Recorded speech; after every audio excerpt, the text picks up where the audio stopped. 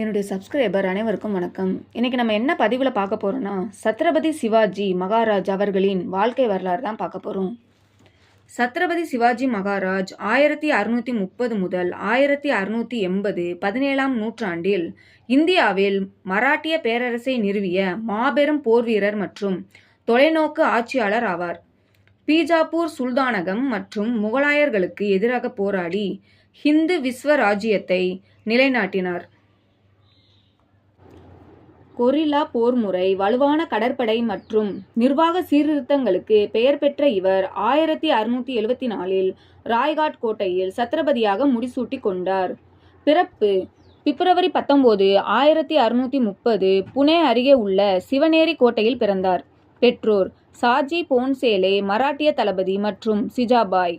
வளர்ப்பு சிஜாபாய் சிவாஜிக்கு ராமாயணம், மகாபாரத கதைகளை கூறி வீரத்தையும் தேசபக்தியையும் ஊட்டினார். மராட்டிய பேரரசின் எழுச்சி. முதல் வெற்றி. தனது 16 வயதிலேயே தோர்னா கோட்டையை கைப்பற்றி தனது போர் திறமையை வெளிப்படுத்தினார். கொரில்லா போர்முறை. மலைப்பாங்கான நிலப்பரப்பை பயன்படுத்தி எதிரிகளை ஆச்சரியப்படுத்தும் கொரில்லா போர் முறையில் நிபுணத்துவம் பெற்றவர். முக்கிய கோட்டைகள் ராய்காட், சிங்ஹட் மற்றும் புரந்தர் போன்ற முக்கிய கோட்டைகளை பீஜாப்பூர் சுல்தானிடமிருந்து கைப்பற்றினார். முகலாயர்களுக்கு போராட்டம். அப்சல்கான் வதம்.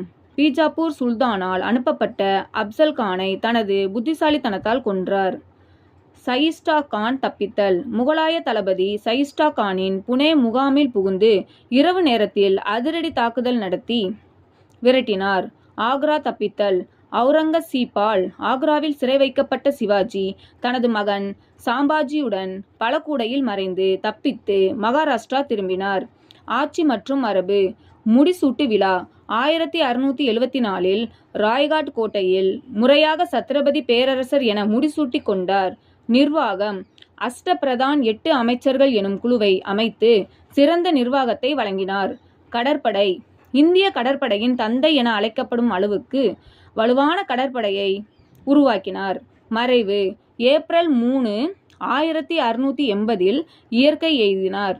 சிவாஜி ஒரு சிறந்த போர்வீரர் மட்டுமல்ல, மத சகிப்புத்தன்மை கொண்டவர், பெண்களை மதிப்பவர் மற்றும் நீதி தவறாத ஆட்சியாளர் ஆவார். நன்றி.